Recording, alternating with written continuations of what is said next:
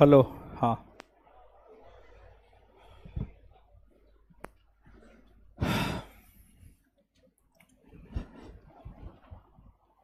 तो नया बेचेरा नजर आ रहा है। नया है जी, नया बछेरा है।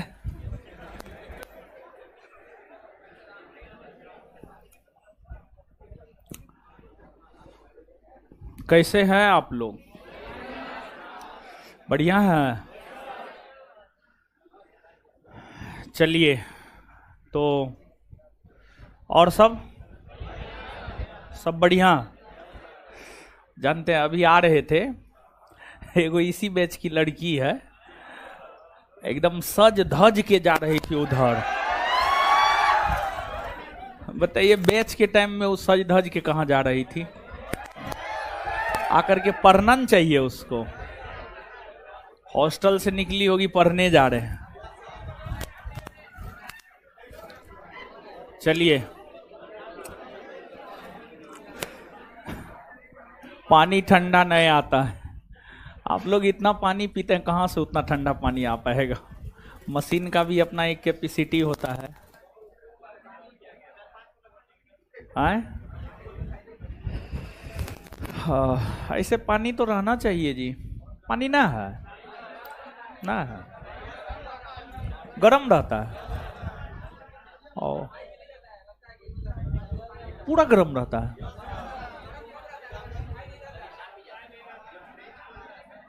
मशीन लगा हुआ, क्या बात है?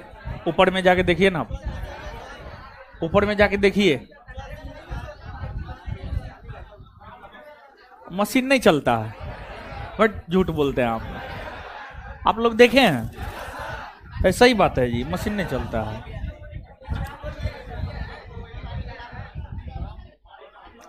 ऐसा ही बात है जी, मशीन नहीं काम करता है। आए? हमको भी तो वही पानी आता है, हमको कौन अलग से आता है? नहीं, हमको तो लग रहा था वही पानी आता है। हम तो कभी कल वही मंगा के पीते हैं। अच्छा ठीक है, देखते हैं। गर्मी में थोड़ा पानी का दिक्कत रहता है, देखते हैं क्या दिक्कत है। अच्छा, देखते हैं मशीन काम करता है कि नहीं करता है। सही करवाते हैं, अगर गड़बड़ हो गया होगा तो सही करवाते हैं, नहीं तो आप लोग झूठ भी ना बहुत बोलते हैं। आप लोग का कोई भरोसा है? अच्छा ठीक है, पता करवाते हैं हम। चलिए हटाइए, अब कमेंट हटाइए।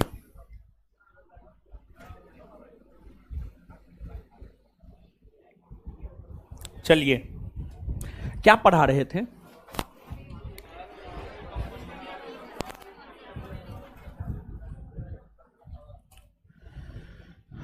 भारत में यूरोपीय कंपनियों का आगमन।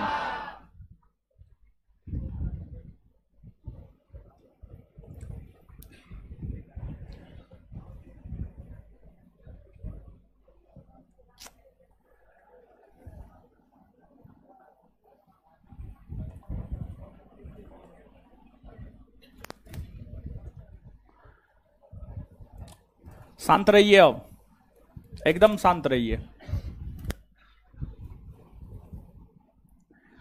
देखिए, भारत में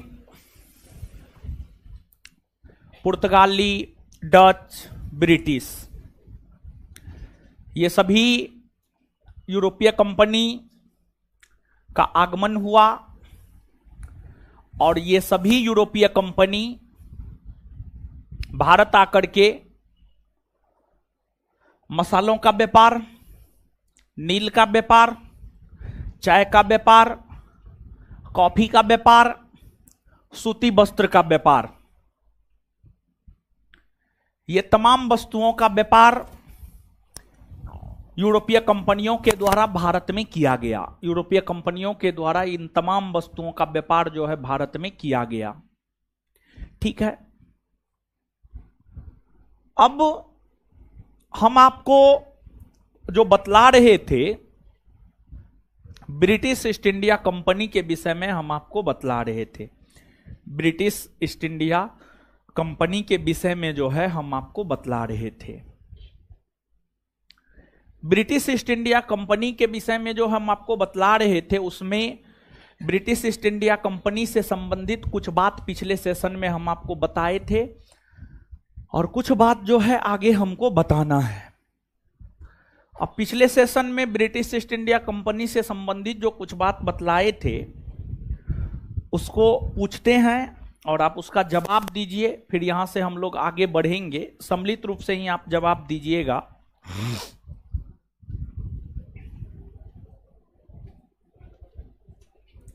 ब्रिटिश ईस्ट इंडिया कंपनी की स्थापना के समय ब्रिटेन की महारानी कौन थी?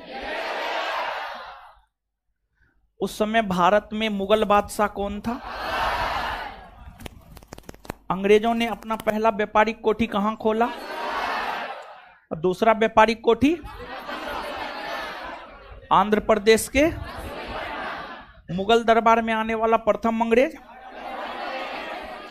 कैप्टन। किस अंग्रेज ने जहांगीर से व्यापारिक छूट लेने में सफलता प्राप्त की? सर टॉमस रो ने। सर टॉमस रो ने। मुगल बादशाह, किस मुगल बादशाह ने 1717 में व्यापारिक छूट दिया जिसे अंग्रेजों के लिए मैग्ना कार्टा कहा जाता?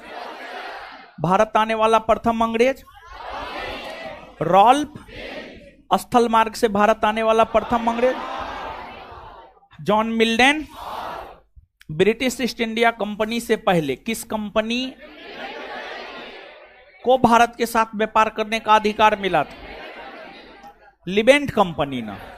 चलिए ठीक है, अब यहां से आगे बढ़ते हैं।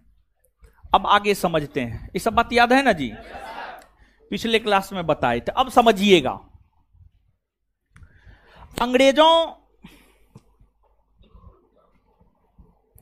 की अगर हम बात करें तो अंग्रेज जानते हैं उत्तर भारत की तुलना में दक्षिण भारत में सबसे पहले अपनी स्थिति को मजबूत किया। ऐसा अंग्रेज क्यों किया? देखिए, जब अंग्रेजी ईस्ट इंडिया कंपनी भारत व्यापार करने के लिए आई थी तो उस समय उत्तर भारत में मुगलों का शासन था और उत्तर भारत में जो मुगलों का शासन था, मुगल काफी शक्तिशाली था। मुगल काफी शक्तिशाली था और दक्षिण भारत में मुगलों जैसा कोई शक्तिशाली राजवंश नहीं था। दक्षिण भारत में मुगलों जैसा कोई शक्तिशाली राजवंश नहीं था और मुगल बादशाह जैसे योग्य और शक्तिशाली शासक नहीं थे, जिसका फायदा अंग्रेजों ने उठाया। अंग्रेजों ने उसका फायदा उठाते हुए सबसे पहले अपनी स्थिति को दक्षिण भारत में मजबूत किया और जब 1707 में मुगल बादशाह औरंगजेब का निधन हो गया और मुगल सत्ता का पतन होना शुरू हो गया, तब धीरे धीरे जो है आपको मुगल उत्तर भारत की ओर तब धीरे धीरे अंग्रेज उत्तर भारत की ओर अग्रसर हुआ और उत्तर भारत में भी अपनी स्थिति को मजबूत करने का काम किया। अंग्रेजों के विषय में कहा जाता है कि अंग्रेजों ने 3 प्रमुख प्रेसिडेंसी नगर बनाया था। और देखिए, अंग्रेज स्टेप बाय स्टेप, अंग्रेज की अगर आप बात करेंगे तो अंग्रेज स्टेप बाय स्टेप भारत में अपनी शक्ति को मजबूत करने का काम किया था। और अचानक जो है ऐसा नहीं हुआ कि अंग्रेज भारत आया और भारत को अपने कब्जे में कर लिया, ऐसा नहीं हुआ। अंग्रेज भारत में परत दर परत, स्टेप बाय स्टेप अपनी प्रभुसत्ता को स्थापित करने का काम किया। अपनी प्रभुसत्ता को स्थापित करने का काम किया। अंग्रेजों ने 3 प्रमुख प्रेसिडेंसी नगर बनाया। अंग्रेजों ने जो 3 प्रमुख प्रेसिडेंसी नगर बनाया, एक की अगर हम लोग बात करें तो एक था आपको बंगाल प्रेसिडेंसी, दूसरा था आपको मुंबई प्रेसिडेंसी और तीसरा था आपको मद्रास प्रेसिडेंसी। तीसरा था आपको मद्रास प्रेसिडेंसी। देखिए आज भी भारत में अगर देखा जाए तो जो कुछ प्रमुख महानगर है उसमें मुंबई का नाम आता है, उसमें मद्रास का नाम आता है, उसमें बंगाल प्रेसिडेंसी के अंतर्गत कोलकाता का नाम आता है, कोलकाता का नाम आता है, फिर आपको दिल्ली का नाम आता है। तो खैर दिल्ली आने में तो अंग्रेजों को काफी समय लगा, दिल्ली आने में अंग्रेजों को काफी समय लगा और दिल्ली आने में अंग्रेज को काफी समय लगा और 1803 में 1803 ईस्वी में अंग्रेजों ने दिल्ली पर कब्जा किया। 1803 ईस्वी में अंग्रेजों ने दिल्ली पर कब्जा किया। 1803 ईस्वी में अंग्रेजों ने जो है आपको दिल्ली पर कब्जा किया। उससे पहले दिल्ली पर अंग्रेजों का कब्जा नहीं था, लेकिन उससे पहले अंग्रेजों ने जो है आपको मुंबई को, कलकत्ता को, मद्रास को, इन सभी को जो है अपने कब्जे में कर लिया और यहां पर अपना मुख्यालय नगर अर्थात प्रेसिडेंसी नगर मुंबई, मद्रास, कलकत्ता में जो है अंग्रेजों ने अपना मुख्यालय नगर बनाने का काम किया। अब इसमें आप देखिएगा कि मुंबई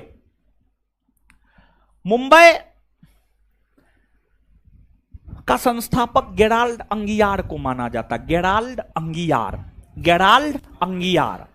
गेराल्ड अंगियार को मुंबई का संस्थापक माना जाता है। और मुंबई सालसेट द्वीप पर है।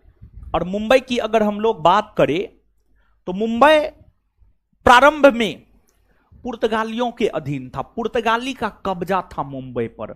मुंबई की अगर हम लोग बात करें तो शुरू में मुंबई पर जो है पुर्तगाली का कब्जा था। किसका कब्जा था? पुर्तगाली।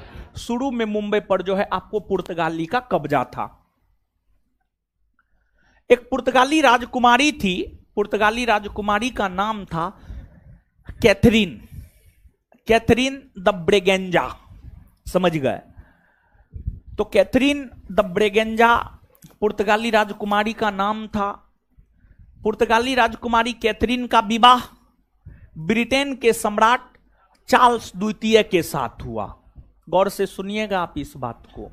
एक पुर्तगाली राजकुमारी थी, उसका नाम था कैथरीन। कैथरीन का विवाह ब्रिटेन के सम्राट चार्ल्स द्वितीय के साथ हुआ।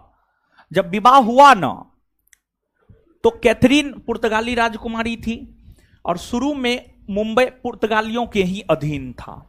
तो पुर्तगालियों ने कैथरीन के विवाह के उपलक्ष्य में ब्रिटेन के सम्राट चार्ल्स द्वितीय को मुंबई दहेज के रूप में दिया। ब्रिटेन के सम्राट चार्ल्स द्वितीय को मुंबई दहेज के रूप में दिया। तो ब्रिटेन के सम्राट चार्ल्स द्वितीय को मुंबई दहेज के रूप में मिला। तो चार्ल्स द्वितीय को लगा कि हम मुंबई का करेंगे क्या। तो चार्ल्स द्वितीय ने 10 पाउंड वार्षिक किराया पर Mumbai British east India company को सौंप दिया।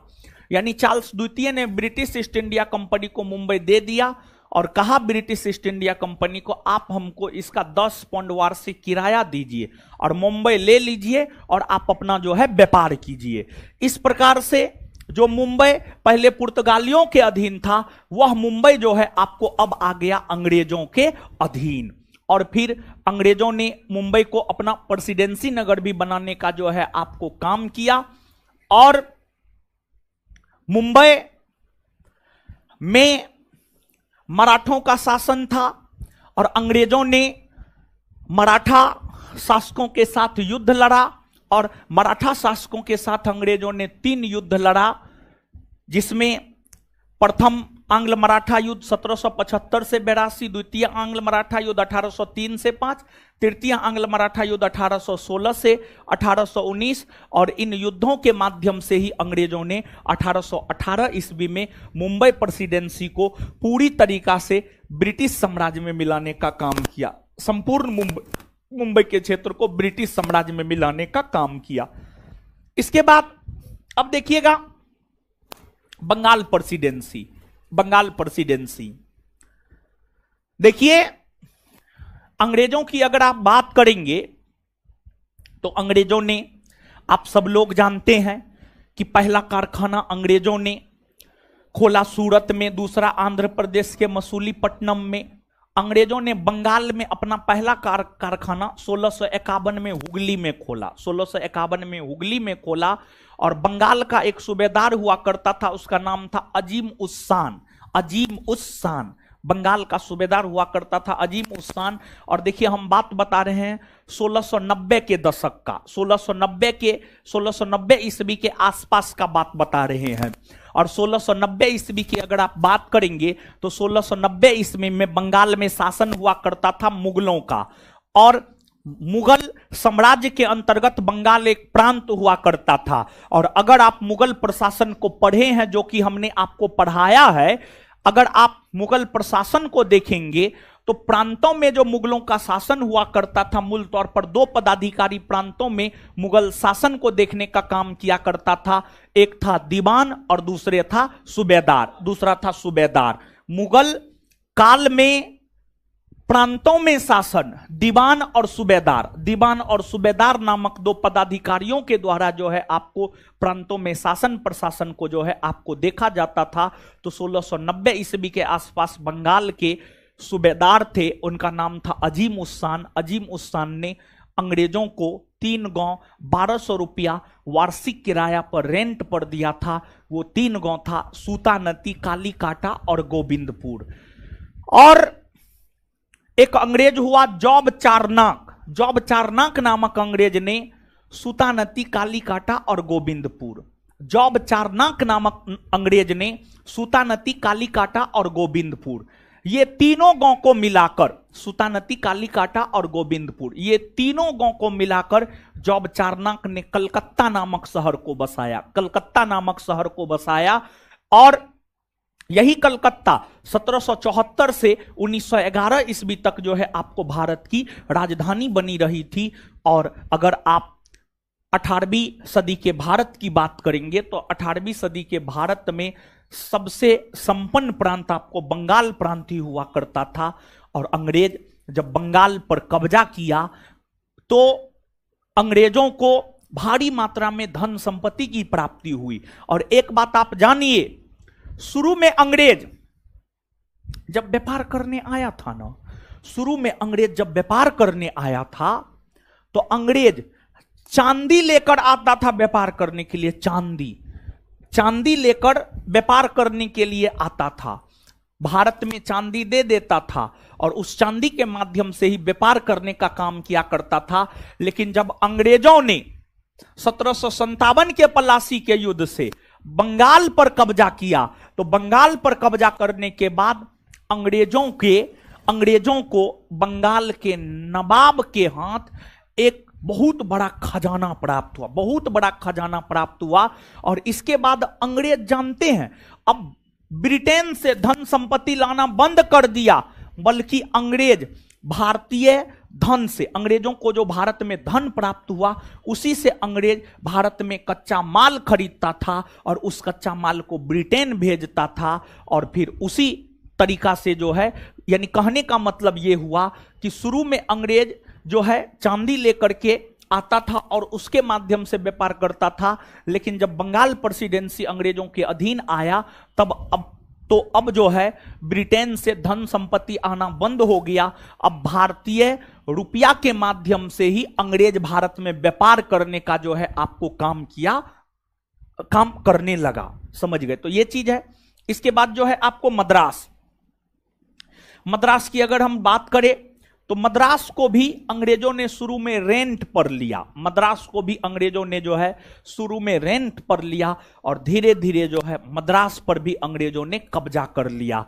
तो अंग्रेजों ने व्यापारी काल में जो 3 प्रमुख प्रेसिडेंसी नगर बनाया था, मुंबई, मद्रास और कोलकाता, और यही तीनों स्थान पर कब्जा किया और अपनी स्थिति को मजबूत किया। और फिर सबसे पहले दक्षिण भारत पर कब्जा किया और दक्षिण भारत पर कब्जा करने के बाद धीरे धीरे उत्तर भारत की ओर अग्रसर हुआ। और धीरे धीरे अंग्रेजों की हम लोग बात करें तो अंग्रेज अपनी नीतियों के तहत जो है भारत के अलग अलग भूभाग में अपना व्यापारिक कारखाना खोला और युद्ध के माध्यम से तथा अपनी अन्य नीतियों के माध्यम से अंग्रेजों ने संपूर्ण भारत पर लगभग कब्जा करने का काम किया।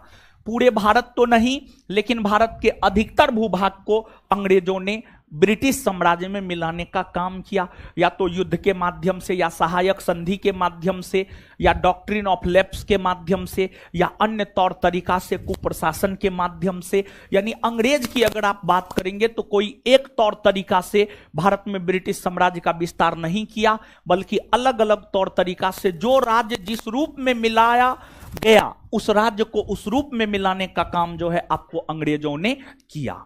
समझ गए? तो ये चीज है, याद रखिएगा। अब नीचे से लिखिए तो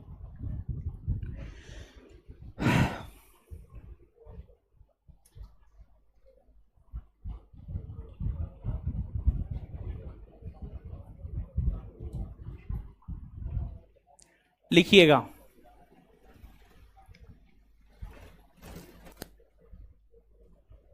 लिखिएगा।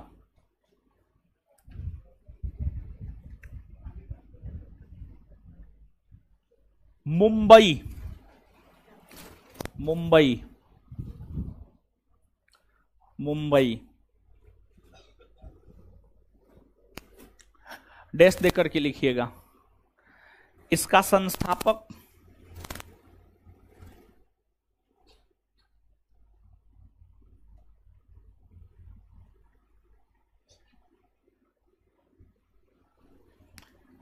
संस्थापक गेराल्ड अंगियार,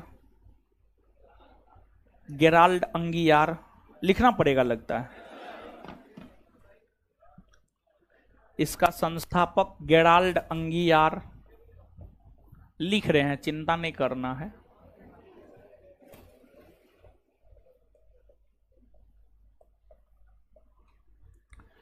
इसका संस्थापक गेराल्ड अंगियार को माना जाता है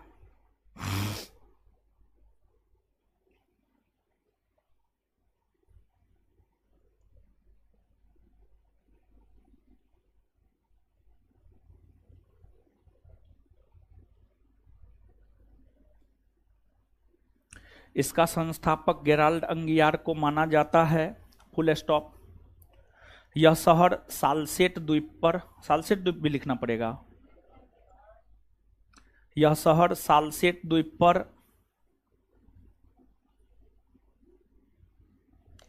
सालसेट द्वीप पर, सालसेट द्वीप भी लगता है लिखना पड़ेगा, लिख लिए। यह शहर सालसेट द्वीप पर स्थित है, स्थित है। प्रारंभ में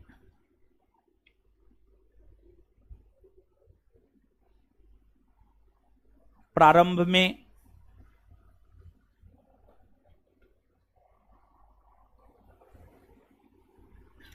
प्रारंभ में यह शहर पुर्तगालियों के अधीन था।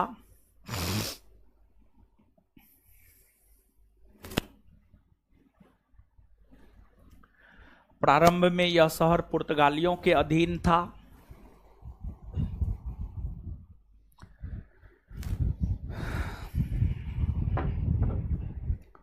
प्रारंभ में यह शहर पुर्तगालियों के अधीन था।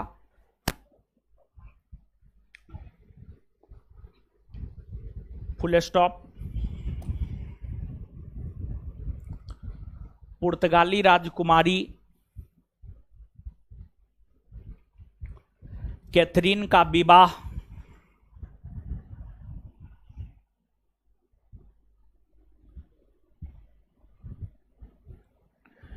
पुर्तगाली राजकुमारी कैथरीन का विवाह पुर्तगाली राजकुमारी कैथरीन का विवाह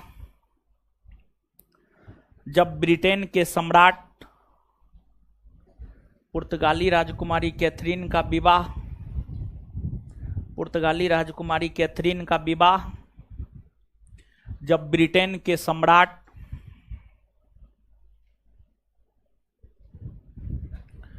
चार्ल्स द्वितीय के साथ हुआ।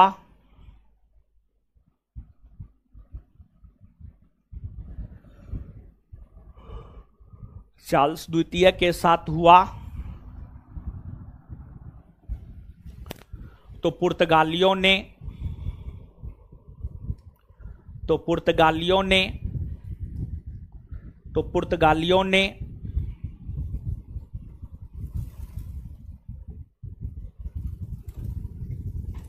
पुर्तगालियों ने दहेज के रूप में मुंबई,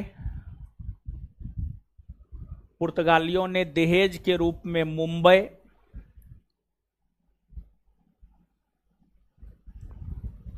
पुर्तगालियों ने दहेज के रूप में मुंबई, पुर्तगालियों ने दहेज के रूप में मुंबई, पुर्तगालियों ने दहेज के रूप में मुंबई चार्ल्स द्वितीय को दे दिया, चार्ल्स द्वितीय को दे दिया, फुल स्टॉप। चार्ल्स द्वितीय, उसी में चार्ल्स द्वितीय, चार्ल्स द्वितीय मात्र 10 पाउंड वार्षिक किराया पर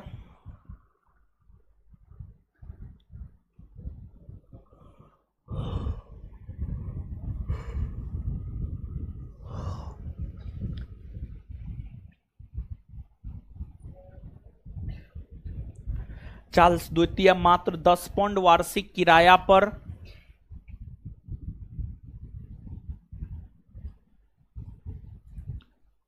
मात्र 10 पाउंड वार्षिक किराया पर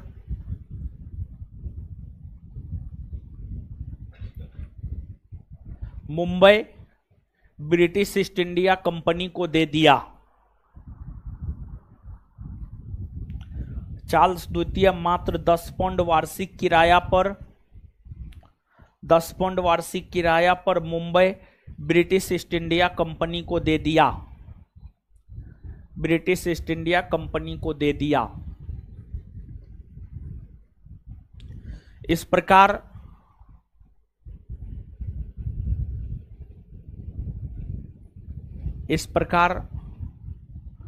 मुंबई का क्षेत्र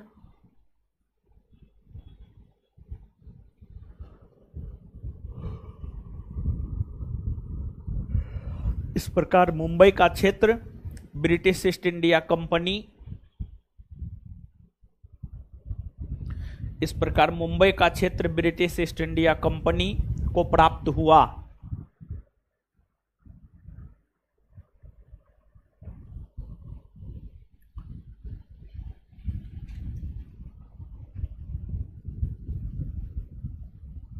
आगे हेडिंग मारिएगा कोलकाता।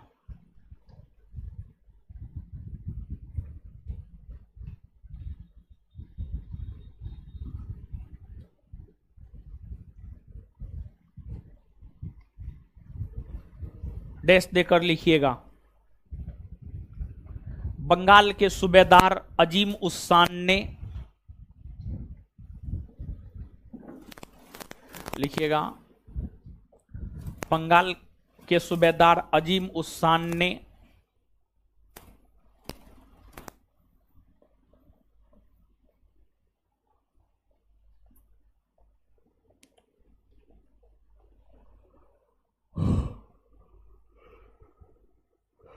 बंगाल के सूबेदार अजीम उस्सान ने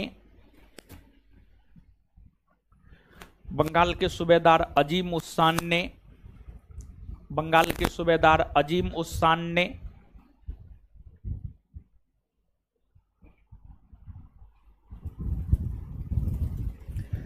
बंगाल के सूबेदार अजीम उस्सान ने बंगाल के सूबेदार अजीम उस्सान ने मात्र 1200 रुपया वार्षिक किराया पर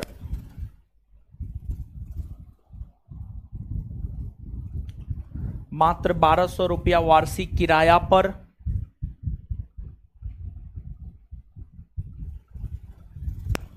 मात्र 1200 रुपया वार्षिक किराया पर मात्र 1200 रुपया वार्षिक किराया पर सूतानती सूतानती कालीकाटा और गोविंदपुर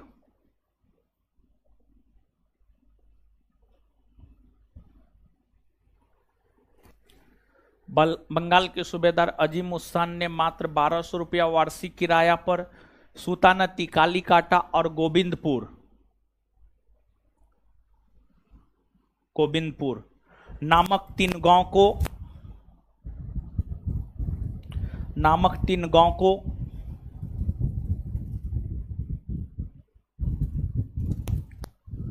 अंग्रेजों को दिया।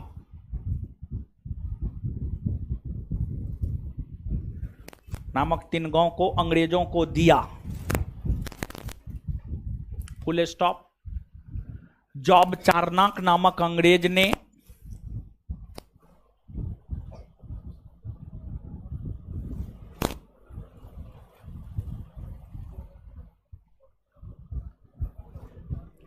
जॉब चारनाक नामक अंग्रेज ने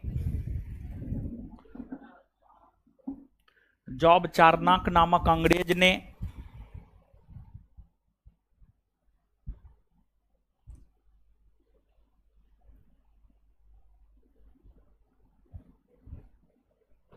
इन तीनों गांव को मिलाकर जॉब चारनाक नामक अंग्रेज ने इन तीनों गांव को मिलाकर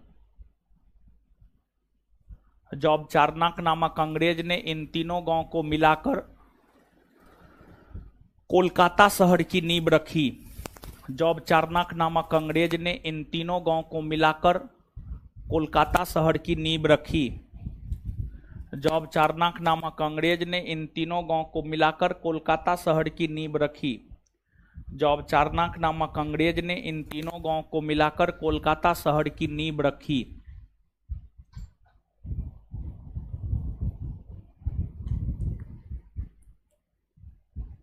कालांतर में जाकर अंग्रेजों ने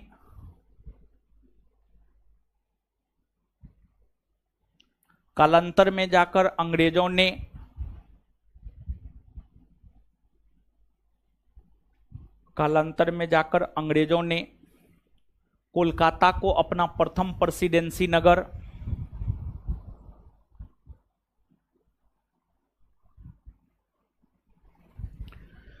कालांतर में जाकर अंग्रेजों ने कोलकाता को अपना प्रथम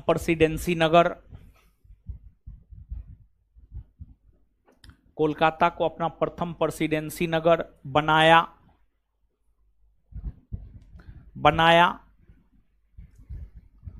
कोलकाता 1774 से 1911 ईस्वी तक कोलकाता 1774 से 1911 ईस्वी तक कोलकाता 1774 से 1911 ईस्वी तक कोलकाता 1774 से 1911 ईस्वी तक भारत की राजधानी बनी रही। कोलकाता 1774 से 1911 ईस्वी तक भारत की राजधानी बनी रही। कोलकाता 1774 से 1911 ईस्वी तक भारत की राजधानी बनी रही। कोलकाता 1774 से 1911 ईस्वी तक भारत की राजधानी बनी रही। Full stop. और देखिए 1911 के बाद भारत की राजधानी बनी है दिल्ली।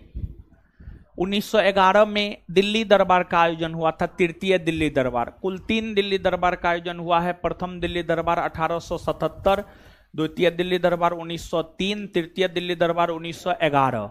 और तृतीय दिल्ली दरबार 1911 में जो आयोजित हुआ था उसी में यह घोषणा किया गया कि भारत की राजधानी कोलकाता के बजाय दिल्ली को बनाया जाएगा। और फिर 1 अप्रैल 1912 ईस्वी से भारत की राजधानी बनी दिल्ली। उससे पहले भारत की राजधानी हुआ करती थी कहां? कोलकाता। कहां हुआ करती थी? कोलकाता। क्लियर है? उसी में लिखिएगा 1911 के बाद, ऐसे लिखिए 1911 ईस्वी में हुए तृतीय दिल्ली दरबार 1911 ईस्वी में हुए तृतीय दिल्ली दरबार 1911 ईस्वी में हुए तृतीय दिल्ली दरबार 1911 ईस्वी में हुए तृतीय दिल्ली दरबार में 1911 ईस्वी में हुए तृतीय दिल्ली दरबार में यह घोषणा किया गया कि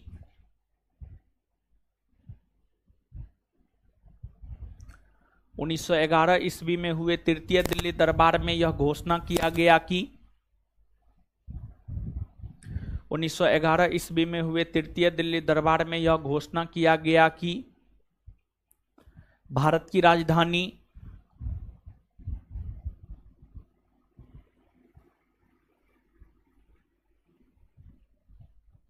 कोलकाता के बजाय दिल्ली को बनाया जाएगा।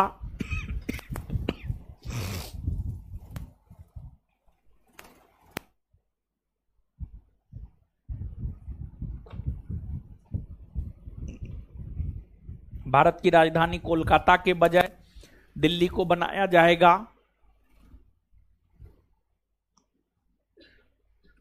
और फिर 1 अप्रैल 1912 ईस्वी से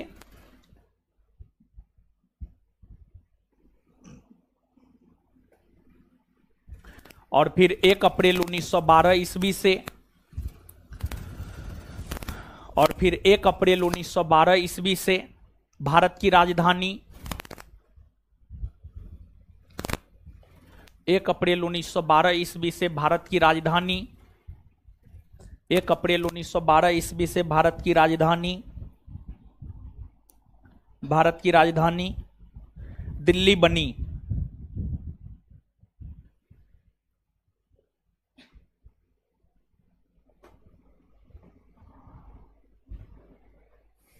अब देखिए एगो दूगो बात और जानिए।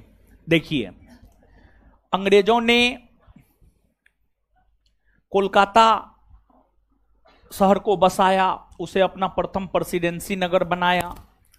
अंग्रेजों ने बंगाल में अपना पहला कारखाना 1651 में हुगली में खोला। ओडिशा में अपना पहला कारखाना 1633 में बालासोर में खोला। और बिहार में अपना पहला कारखाना आलमगंज में 1620 में खोला। पटना के आलमगंज में 1620 में जो है अंग्रेजों ने अपना पहला कारखाना खोलने का प्रयास बिहार में किया था। तो ये सब बात भी जो है आप याद रखिएगा, आपसे पूछा जाता है। नीचे से लिखिएगा, अंग्रेजों ने पॉइंट मार के आगे पॉइंट मार के लिखिएगा। अंग्रेजों ने बंगाल में अपना पहला कारखाना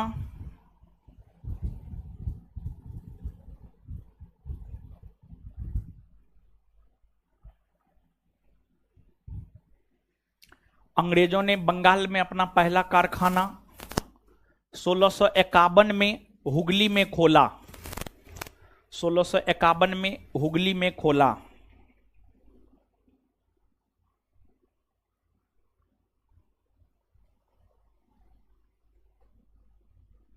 अंग्रेजों ने अपना पहला कारखाना 1651 में हुगली में खोला।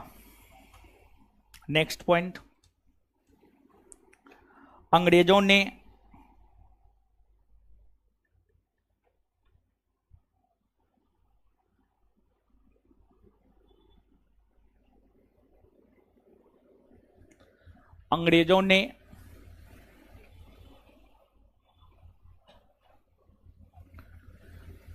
ओडिशा में अपना पहला कारखाना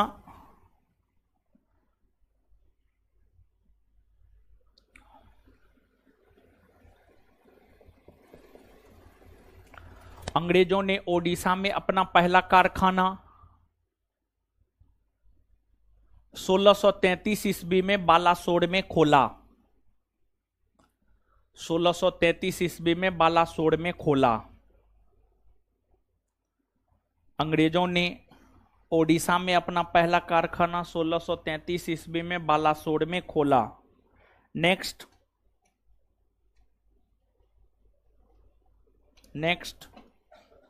अंग्रेजों ने सर्वप्रथम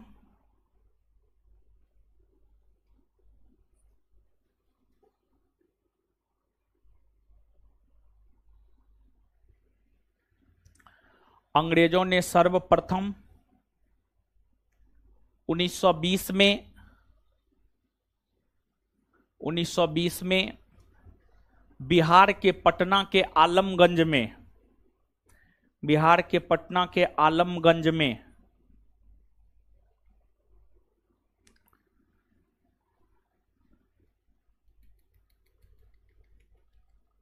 व्यापारिक कारखाना खोलने का प्रयास किया।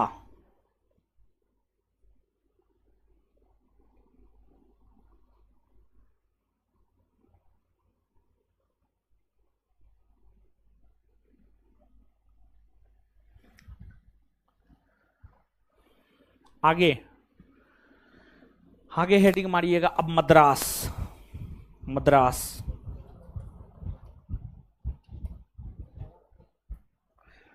मद्रास सुनिए, चेन्नई शहर का नाम सुने हैं जी? चेन्नई को ही पहले मद्रास कहा जाता था, या मद्रास को ही आज कहा जाता है चेन्नई। और इसका संस्थापक है फ्रांसिस डे। कौन है? Francis day. इसको अंग्रेजों ने रेंट पर लिया और बाद में जाकर के जो है इस पर अपना कब्जा कर लिया और अपना किला बनाया, जिस किला को फोर्ट सेंट जॉर्ज कहा गया। फोर्ट सेंट जॉर्ज कहा गया। तो नीचे से लिखिएगा मद्रास। इस शहर को वर्तमान में चेन्नई कहा जाता है।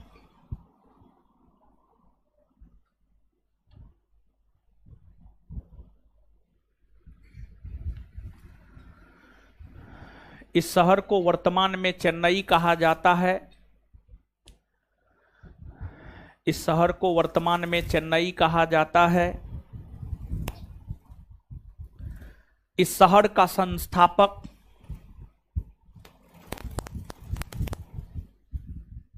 इस शहर का संस्थापक फ्रांसिस डे। Francis day. इस शहर का संस्थापक फ्रांसिस डे। Francis day. इस शहर का संस्थापक फ्रांसिस डे को माना जाता है।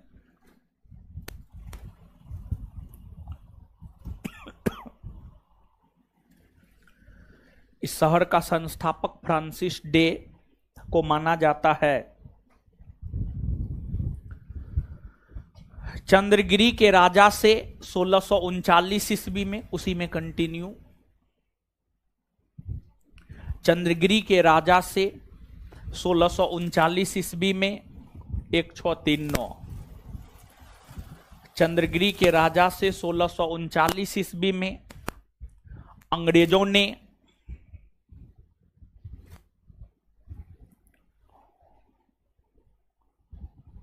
चंद्रगिरी के राजा से 1639 ईस्वी में अंग्रेजों ने 1639 ईस्वी में अंग्रेजों ने मद्रास को पट्टे पर लिया, मतलब रेंट पर लिया। मद्रास को पट्टे पर लिया। मद्रास को पट्टे पर लिया। मद्रास को पट्टे पर लिया। मद्रास को पट्टे पर लिया।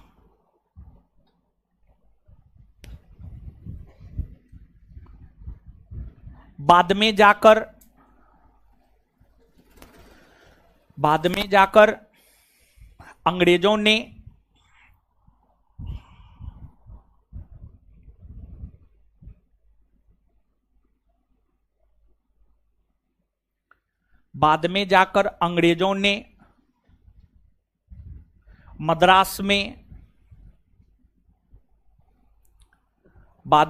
अंग्रेजों ने मद्रास में किला स्थापित किया। बाद में जाकर अंग्रेजों ने मद्रास में किला स्थापित किया, जिसे फोर्ट सेंट जॉर्ज कहा गया। जिसे फोर्ट सेंट जॉर्ज।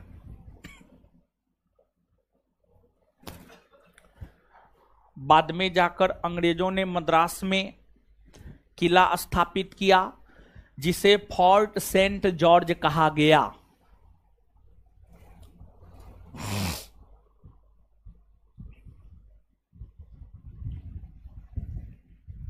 अब नीचे लिखिएगा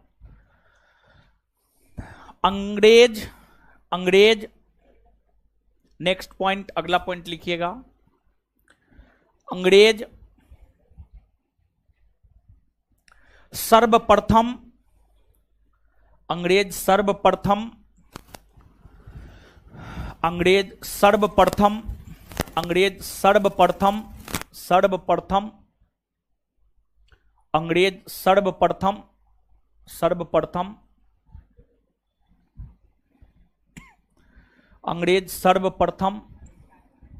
दक्षिण भारत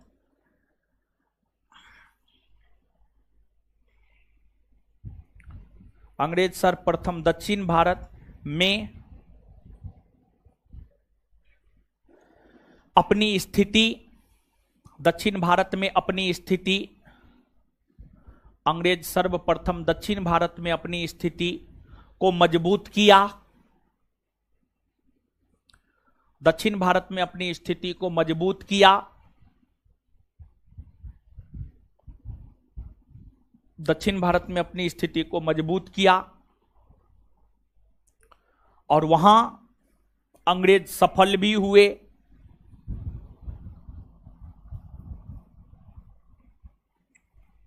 और वहां अंग्रेज सफल भी हुए, वहां अंग्रेज सफल भी हुए, क्योंकि दक्षिण भारत में, क्योंकि दक्षिण भारत में, क्योंकि दक्षिण भारत में मुगलों जैसा, क्योंकि दक्षिण भारत में मुगलों जैसा शक्तिशाली राजवंश की उपस्थिति नहीं थी, क्योंकि दक्षिण भारत में मुगलों जैसा शक्तिशाली राजवंश की उपस्थिति नहीं थी, मुगलों जैसा शक्तिशाली राजवंश की उपस्थिति नहीं थी।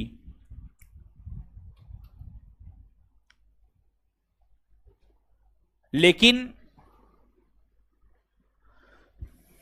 1707 ईस्वी में औरंगजेब के निधन होने के बाद, लेकिन 1707 ईस्वी में औरंगजेब के निधन होने के बाद, लेकिन 1707 ईस्वी में औरंगजेब के निधन होने के बाद, लेकिन 1707 ईस्वी में औरंगजेब के निधन होने के बाद कमजोर पड़ रही,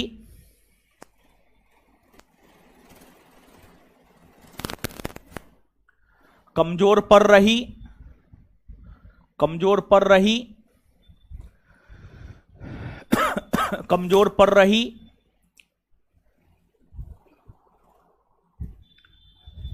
मुगल सत्ता का लाभ उठाते हुए अंग्रेजों ने, कमजोर पड़ रही मुगल सत्ता का लाभ उठाते हुए अंग्रेजों ने, अंग्रेजों ने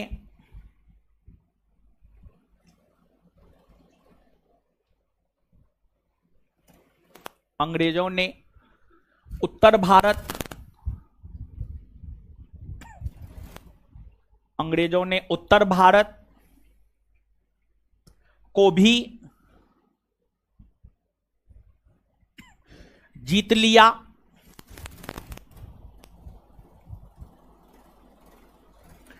और धीरे धीरे और धीरे धीरे और धीरे धीरे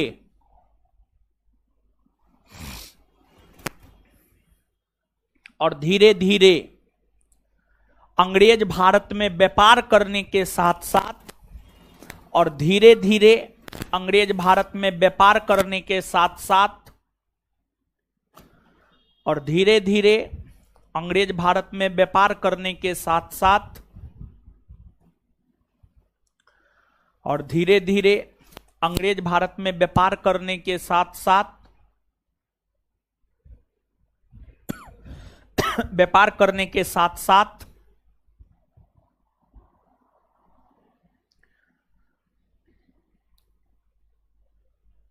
शासन प्रशासन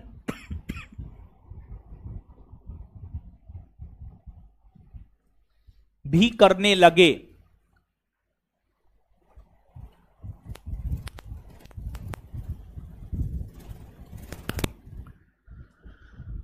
सुनिए गुरुजी लोग, सुनिए, यहां पर सुनिए, थोड़ा समझिए। देखिए, अंग्रेज जब भारत आया ना, तो व्यापारिक छूट के लिए तरस रहा था। भारतीयों ने अंग्रेजों को व्यापारिक छूट दिया, भारतीयों ने अंग्रेजों को व्यापारिक छूट दिया।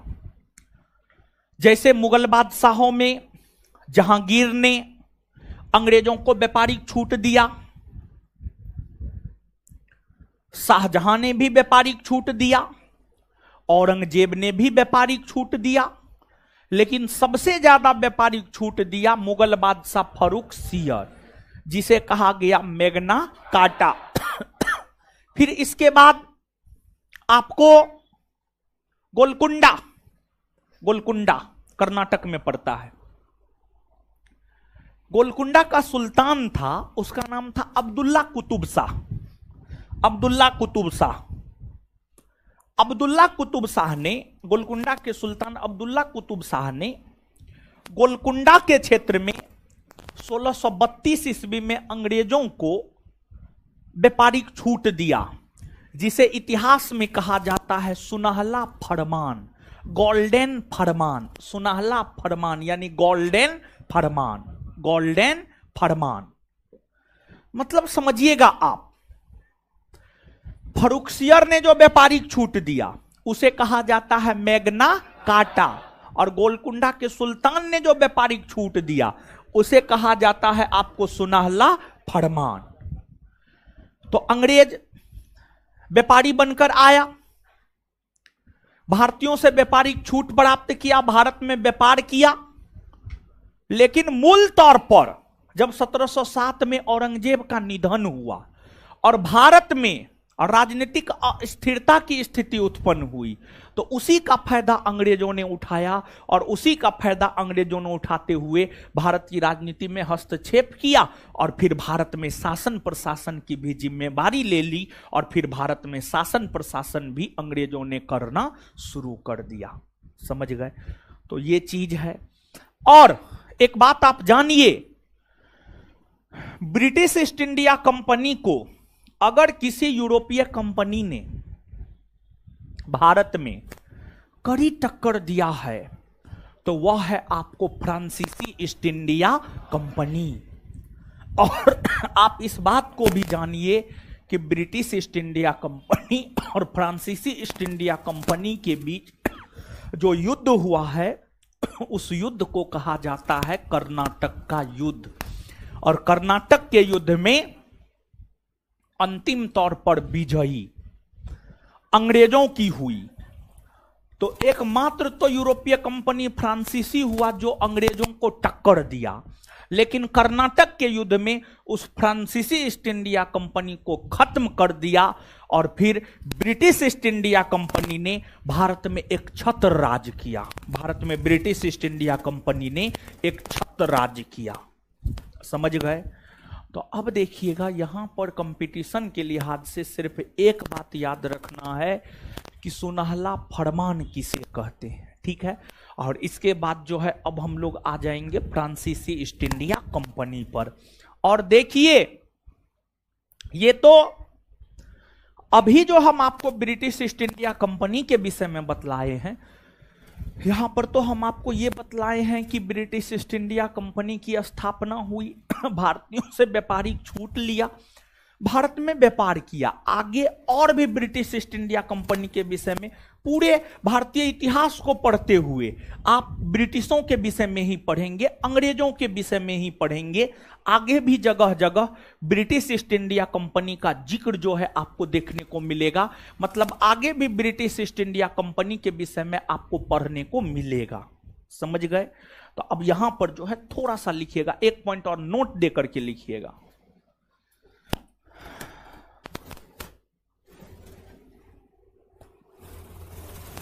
लिखिएगा, गोलकुंडा के सुल्तान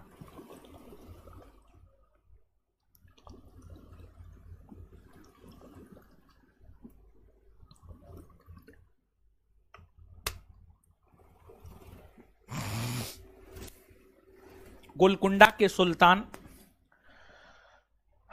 अब्दुल्ला कुतुब शाह ने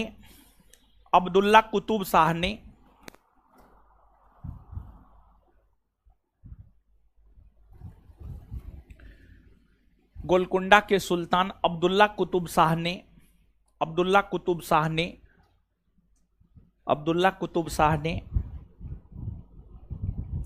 1632 ईस्वी में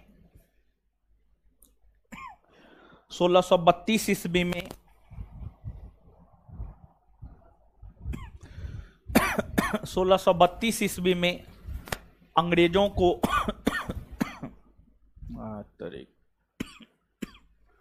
1632 ईस्वी में अंग्रेजों को व्यापारिक छूट दिया।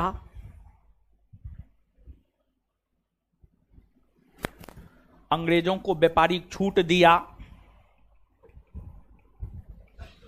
जिसे गोल्डन फरमान, GOLDENFARMAN, जिसे गोल्डन फरमान या सुनहला फरमान, जिसे गोल्डन फरमान या सुनहला फरमान, जिसे गोल्डन फरमान या सुनहला फरमान,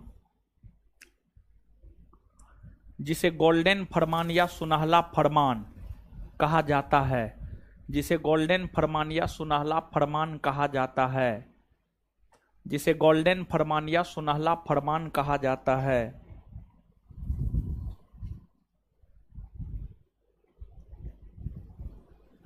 चलिए अब हेडिंग मारिए फ्रांसीसी ईस्ट इंडिया कंपनी। हेडिंग मारिए फ्रांसीसी ईस्ट इंडिया कंपनी।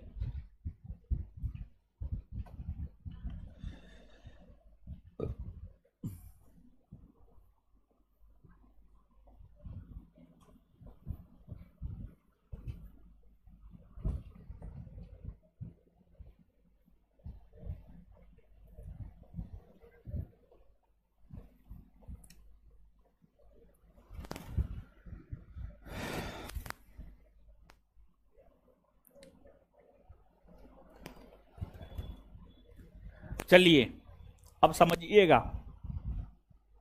आइएगा। फ्रांसीसी ईस्ट इंडिया कंपनी,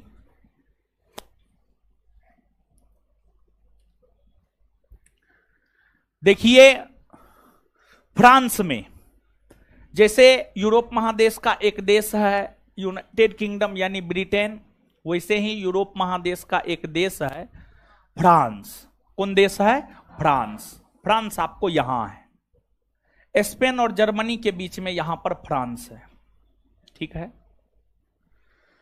जो व्हाइट कलर से घेरे हैं यही है आपको फ्रांस। फ्रांस में भारत के साथ व्यापार करने को लेकर जो कंपनी स्थापित हुई है उसी को कहते हैं फ्रांसीसी ईस्ट इंडिया कंपनी। फ्रांसीसी ईस्ट इंडिया कंपनी की अगर हम लोग बात करें तो जो फ्रांसीसी ईस्ट इंडिया कंपनी है, यह कंपनी स्थापित हुआ है वर्ष 1664। 1664 में फ्रांसीसी ईस्ट इंडिया कंपनी की स्थापना हुई। इस समय फ्रांस में राजतंत्रात्मक शासन व्यवस्था था।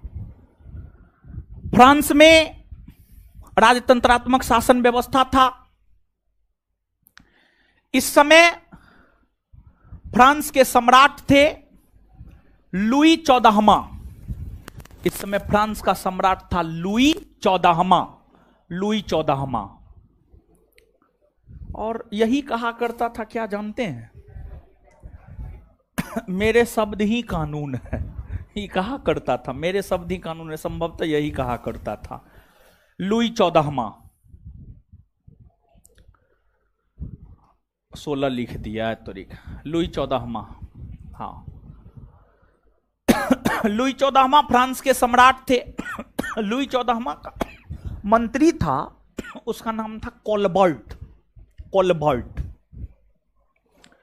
लुई 14वां का मंत्री था, उसका नाम था कोलबर्ट।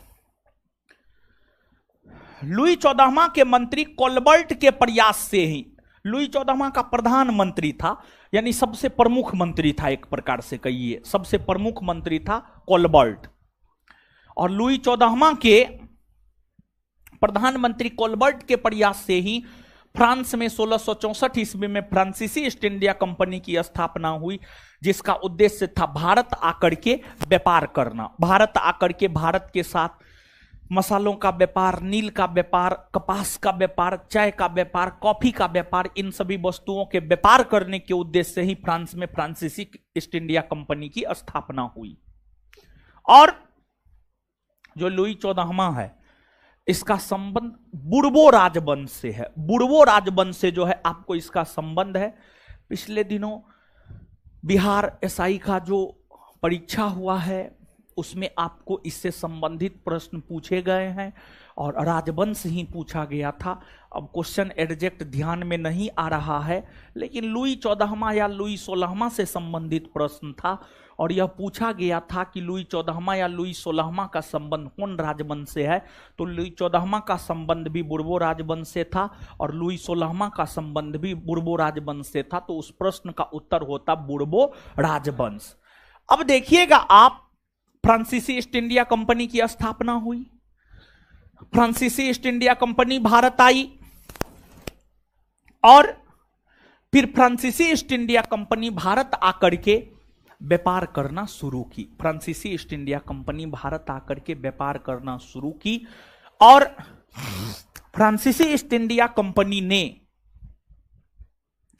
अंग्रेजों के तौर पर ही अपना पहला व्यापारी कोठी 1668 में गुजरात के सूरत में खोला। गुजरात के सूरत में अंग्रेजों ने अपना पहला व्यापारी कोठी 1668 में खोला। और देखिए, यूरोपीय कंपनी गुजरात के सूरत में ही अपनी व्यापारी कोठी खोलने में ज्यादा इंटरेस्टेड क्यों होता था? देखिए, यूरोपीय कंपनी गुजरात के सूरत में ही अपनी व्यापारिक कोठी खोलने में ज्यादा इंटरेस्टेड इसलिए होता था क्योंकि सूरत मुगलों का सबसे प्रमुख व्यापारिक केंद्र हुआ करता था और उस समय भारत का सबसे शक्तिशाली राजवंश मुगल और सूरत मुगलों का सबसे प्रमुख व्यापारिक केंद्र, यानी एक प्रकार से कहिए तो उस समय के भारत में, एक प्रकार से कहिए तो उस समय के भारत में जितने प्रमुख व्यापारिक केंद्र थे उन सभी प्रमुख व्यापारिक केंद्रों में सूरत का एक अलग महत्व था। सूरत का एक अलग महत्व था। तो सूरत के एक अलग महत्व होने की वजह से ही सभी यूरोपीय कंपनी सूरत में ही अपनी व्यापारिक कोठी खोलने में अपना इंटरेस्ट जतलाने का काम किया करता था। क्लियर है? तो अब नीचे से आप लिखिए।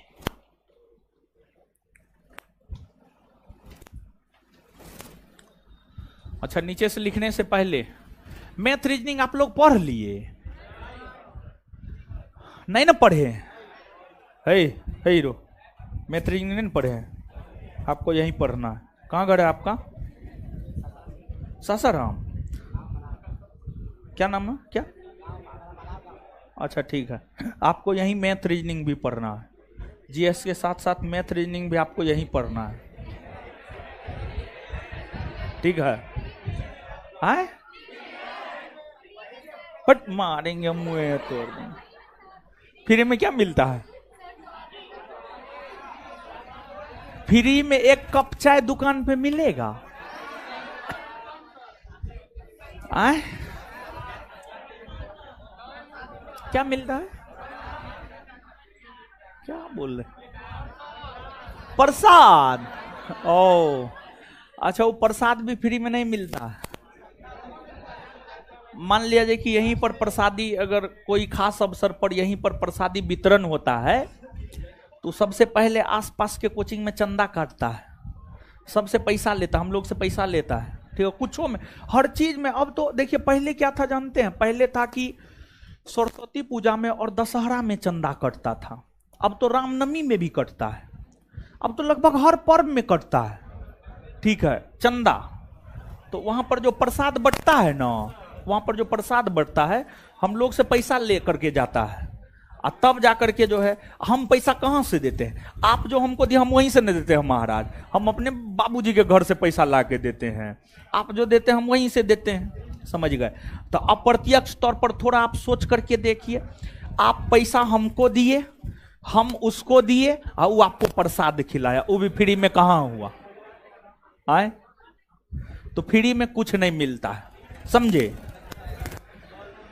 तो हाँ, सुनिए, अब सुनिए, अब मूल पॉइंट पे आते हैं। लिखाएंगे आगे, लेकिन उससे पहले देखिए, नया सेशन शुरू हुआ है 2024। अभी तो मैट्रिक इंटर का रिजल्ट आ न गया है? हाँ, आ गया। अब नया सेशन शुरू हुआ है, जैसे ही नया बछेड़ा आया है, समझे? तो ऐसे ही कुछ नए बछेड़े आए होंगे आप लोग। समझ गए? तो जितना भी नया लोग है, या जो अभी तक मैथ रीजनिंग नहीं पढ़े हैं और पढ़ना है तो आपको यही पढ़ना है, समझ गए। और आज से जो है मैथ रीजनिंग का नया बैच आ रहा है, मूल बात यही है। आज से, आज 9 तारीख है ना जी, आज 9 अप्रैल है ना जी, है? हाँ डेमो चलेगा ना, हम डेमो देते हैं तो मैथ वाला मास्टर नहीं देगा डेमो, ठीक है। तो देखिए 9 अप्रैल यानी आज से शाम में 7 से 9 आपके बैच के ठीक बाद।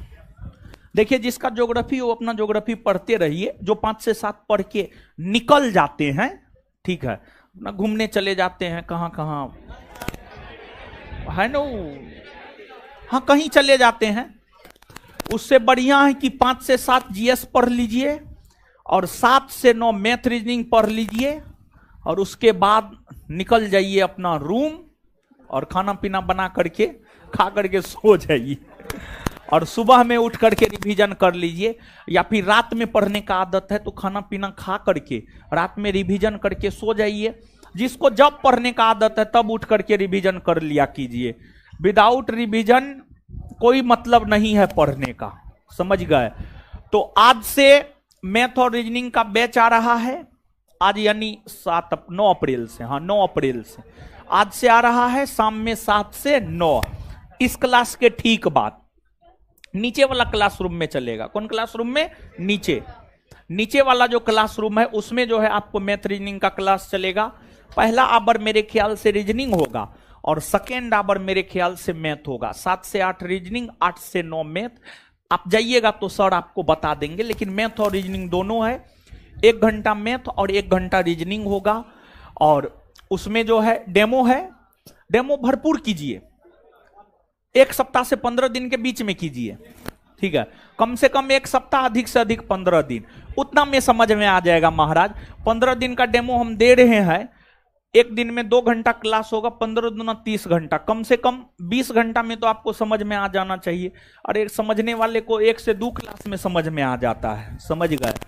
लेकिन जो है आपको 1 सप्ताह, कम से कम 1 सप्ताह और अधिक से अधिक 15 दिन का डेमो हम अवेलेबल करवा रहे हैं और आप जाकर के पढ़िए और जो है काफी बेहतर मैथ रीजनिंग आपका हो जाएगा, हम यही बोल रहे हैं। लेकिन आप स्वयं भी जाकर के आजमा लीजिए, डेमो अवेलेबल है, ये है, जाकर के देखने में क्या दिक्कत है? कोई दिक्कत है? कोई दिक्कत ना है, समझ गए। तो जाकर के जो है आप निश्चित तौर पर कीजिएगा। कौन कौन लोग कीजिएगा आज डेमो मैथ रीजनिंग का? है आपको करना, हाथ खड़ा कीजिए, इसको हम पढ़ा देंगे, आपको आगे ये बैठना है, ठीक है। हाँ एकदम नया बछेड़ा है, जानते हैं गीली मिट्टी है, इसको जो बनाएंगे वही बन जाएगा, समझ। आप लोग तो बुढ़ा गए, समझे। सबको करना है, जो 5 से 7 के बाद उठ के चले जाते सबको करना। हाथ जो उठाए 2 गो 4 गो 10 गो सबको करना है, नीचे जाकर के, नहीं तो मुंह तोड़ देंगे हम, ठीक है। चलिए लिखिए अब, है टाइम अच्छा ना है, 7 से 9 टाइम ठीक है ना है जी, है ना, ठीक टाइम। आप लोग का हॉस्टल कब बंद होता है? 8:30 में कहां हॉस्टल बंद होता है? 9 बजे हॉस्टल बंद होता है। आप आकर के हमारे टेस्ट में देख लीजिएगा, उस सेंटर पे टेस्ट चलता है, पता है 500 से 600 लड़की रहती है, 9:30 बजे छुट्टी देते हैं। 500 से 600 लड़की रहती है, एक रो में तो पूरा आगे से लेकर पीछे तक लड़कियां रहती है, समझ गए। तो उस सब का हॉस्टल 8 बजे बंद हो जाता है, तो 9:30 बजे आती टेस्ट देने के लिए, 9:30 बजे तक। ये झूठ बोल रही है ये सब, ठीक है। 8 बजे कहां हॉस्टल बंद होता है? 8:30 बजे कहां होता है हॉस्टल बंद? 9 बजे के बाद होता है, 9 बजे के बाद होता है ना, तब 9 बजे के बाद होता है। ये सब झूठ बोलने वाली सब है।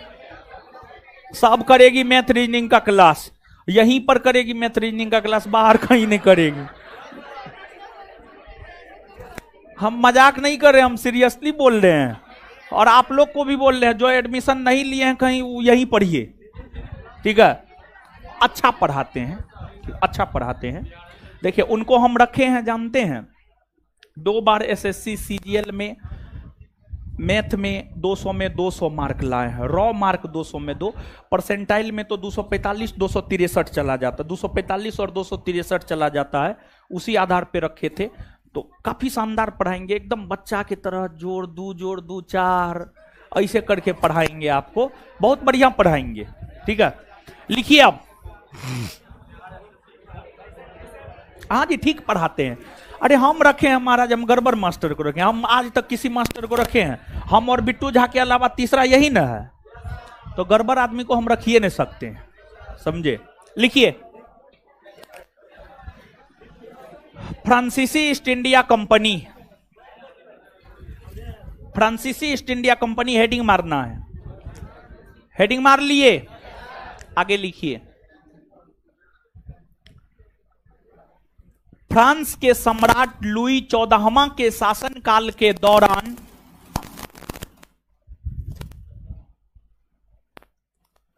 फ्रांस के सम्राट लुई 14वां के शासनकाल के दौरान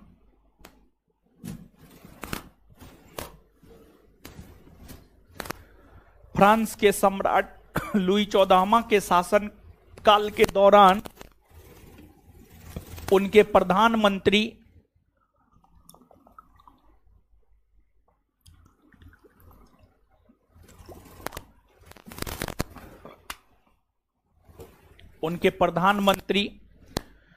कोलबर्ट के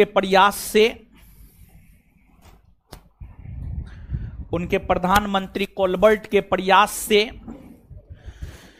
बोर्ड पे लिखा हुआ है यहां पर, कोलबर्ट के प्रयास से, यहां पे लिखा हुआ है उनके प्रधानमंत्री कोलबर्ट के प्रयास से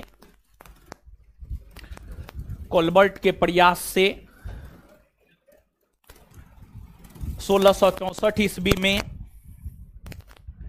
1664 ईस्वी में फ्रांसीसी ईस्ट इंडिया कंपनी की स्थापना हुई। 1664 ईस्वी में फ्रांसीसी ईस्ट इंडिया कंपनी की स्थापना हुई। 1664 ईस्वी में फ्रांसीसी ईस्ट इंडिया कंपनी की स्थापना हुई। 1664 ईस्वी में फ्रांसीसी ईस्ट इंडिया कंपनी की स्थापना हुई।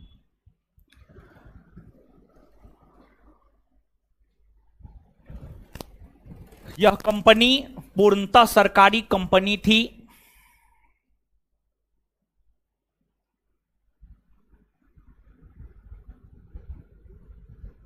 यह कंपनी पूर्णतः सरकारी कंपनी थी।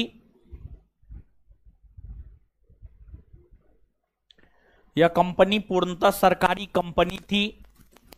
Full stop.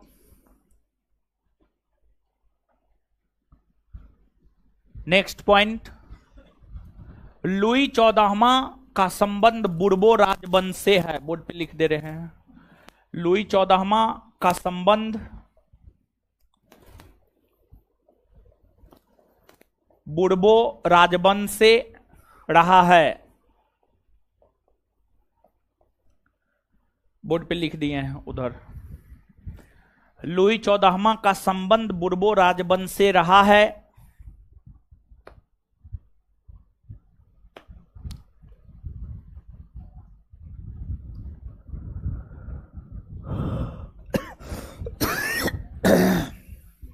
बुर्बो राजवंश से रहा है। नेक्स्ट,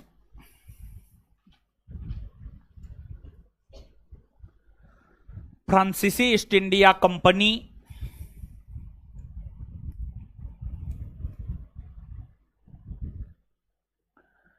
फ्रांसीसी ईस्ट इंडिया कंपनी ने अपना पहला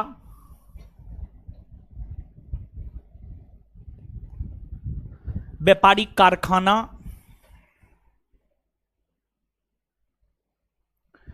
फ्रांसीसी ईस्ट इंडिया कंपनी ने अपना पहला व्यापारिक कारखाना 1668 में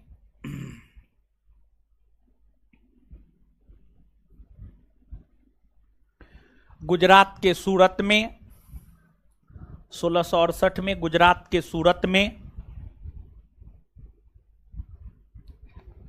खोला है।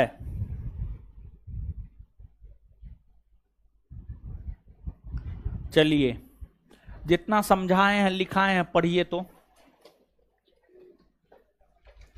अभी जितना समझाए हैं लिखाए हैं पढ़िए।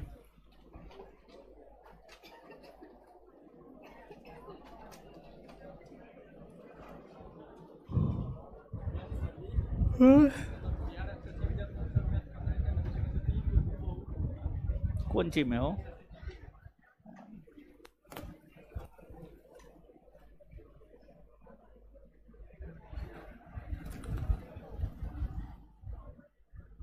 एसएससी जीडी का एग्जाम खत्म नहीं हुआ है, खत्म होने है। मार्क सब भी तो दे दिया है, आंसर की भी दे दिया। हाँ,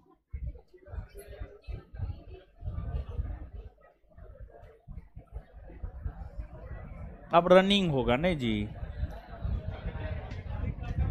रनिंग होगा ना, उसमें रनिंग होता है। उसके बाद तब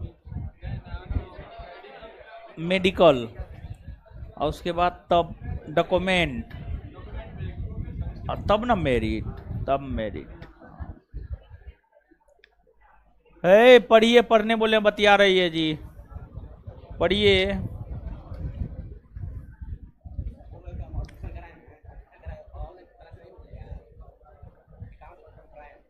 हैं ऑनलाइन करवाएं तो ऑफिस में कहिएगा कि हमको ऑनलाइन भी चाहिए, तो उसके लिए कुछ चार्ज देना पड़ता है। वो चार्ज दीजिएगा ना, तब ऑनलाइन कर देगा। हंस का है रही, मारेंगे मुँह तोड़ देंगे, हंस रही है। बिना पैसा का कुछ होता है, हैं? मारेंगे मुँह तोड़ देंगे। आप लोग को जो है ना, सब पैसा आपका हम छीन लेंगे, एको को पैसा नहीं रहने देंगे आपके पास, ठीक है? सब पैसा छीन लेंगे आप लोग का, ना है पैसा। लड़की लोग को गार्जियन ज्यादा पैसा देता है, तो लड़का लोग को 5,000 मिलता है, तो सबको 8,000 मिलता है, समझे?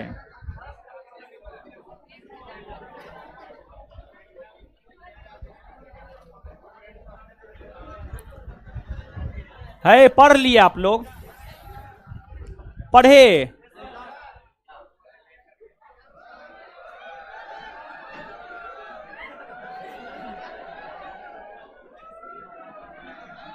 ये क्या हो गया? पीछे में देखिए पंखा चलिए रहा है, ये क्या हो गया? इसी क्लास में दिक्कत हो गया। अच्छा, आप लोग हल्ला मत कीजिए, कुछ तो हुआ है।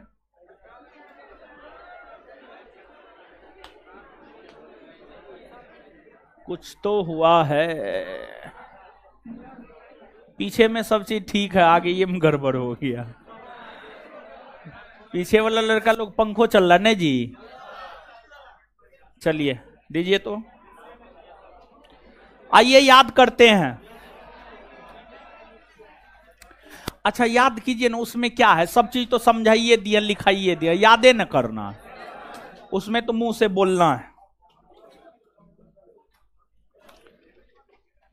पंखा तो हमारे सामने भी नहीं चल रहा है, गर्मी तो हमको भी लग रहा है, ठीक है? आइए, मुंबई का संस्थापक कौन था? हाँ, गेराल्ड अंगियार, मुंबई का संस्थापक। मुंबई शहर कौन द्वीप पर है? कौन द्वीप पर है? प्रारंभ में मुंबई पर किसका अधिकार था? किसका अधिकार था? पुर्तगाली राजकुमारी कैथरीन का विवाह ब्रिटेन के कौन सम्राट से हुआ? चार्ल्स। और फिर चार्ल्स द्वितीय को दहेज के रूप में पुर्तगालियों ने कौन क्षेत्र दिया? आए? मुंबई दिया ना हो। इसके बाद ब्रिटेन के किस सम्राट ने ब्रिटिश ईस्ट इंडिया कंपनी को मुंबई 10 पाउंड वार्षिक किराया पर दिया? आए चार्ल्स। अच्छा, कौन से 3 गांव को मिलाकर कोलकाता नामक शहर को बसाया गया है? सूतानदी, कालीकाटा और गोविंदपुर। सूतानदी, कालीकाटा और सूतानदी, कालीकाटा और कौन से 3 गांव को मिलाकर कोलकाता शहर बसाया गया? कलकत्ता शहर की नींव किसने रखी है? जॉब चार्नक। कलकत्ता शहर की नींव किसने रखी है? अंग्रेजों ने अपना प्रथम प्रेसिडेंसी नगर किसे बनाया? कोलकाता भारत की राजधानी कब से कब तक रही है? 1774 से 1900। कोलकाता भारत की राजधानी कब से कब तक रही है? कलकत्ता के बाद भारत की राजधानी किसे बनाया गया? दिल्ली भारत की राजधानी कब से बनी है? 1 अप्रैल 1900। अंग्रेजों ने बंगाल में अपना पहला कारखाना 1651 में कहां खोला? कहां खोला? अंग्रेजों ने बंगाल में अपना पहला कारखाना हुगली में कब खोला? अंग्रेजों ने उड़ीसा के बालासोर में कारखाना कब खोला? बिहार के पटना के आलमगंज में। बिहार के पटना के आलमगंज में। मद्रास को वर्तमान में किस नाम से जाना जाता है? किस नाम से? मद्रास का संस्थापक। मद्रास का संस्थापक फ्रांसिस डे। मद्रास का संस्थापक। अंग्रेजों ने मद्रास में जो किला स्थापित किया उसे क्या कहा जाता? Fort Saint George. Fort Saint. अंग्रेजों ने जो मद्रास में अपना किला स्थापित किया उसे क्या कहा जाता? कहां के सुल्तान ने 1632 में अंग्रेजों को व्यापारिक छूट दिया जिसे सुनहला फरमान कहते हैं? आए गोलकुंडा के सुल्तान। फ्रांसीसी ईस्ट इंडिया कंपनी की स्थापना कब हुई है? 1600। फ्रांसीसी ईस्ट इंडिया कंपनी की स्थापना कब हुई है? 1600। इस समय फ्रांस के सम्राट कौन थे? फ्रांस के सम्राट। और फ्रांस के सम्राट लुई 14वां के किस प्रधानमंत्री के प्रयास से फ्रांसीसी ईस्ट इंडिया कंपनी स्थापित हुआ है? किसके प्रयास से? लुई 14वां का संबंध कौन राजवंश से? कौन राजवंश से? फ्रांसीसी ईस्ट इंडिया कंपनी ने अपना पहला व्यापारिक कारखाना कहां खोला है? कहां खोला है? कब खोला? कब खोला है? 1668 गुजरात के सूरत। इससे आगे अगले क्लास में मिलेंगे। और जिनको भी मैथ रीजनिंग पढ़ना है आप जाकर के डेमो कर लीजिए। 1 सप्ताह 10 दिन है डेमो। हमको निकलने दीजिए तब निकलिएगा।